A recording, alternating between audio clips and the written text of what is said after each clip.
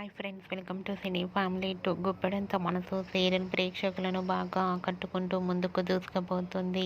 ఈ సీరియల్ ప్రస్తుతం సాయంత్రం 6 గంటలకు ప్రసారం అవుతూ ప్రేక్షకులను చాలా హ్యాపీగా గురిచేసింది.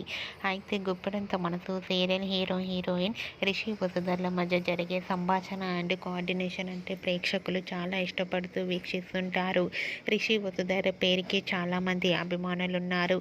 రిషి ఈ సీరియల్లో కనిపించకపోతే చాలామంది ఫ్యాన్స్ అందరూ చాలా ఫీల్ అవుతూ ఉంటారు.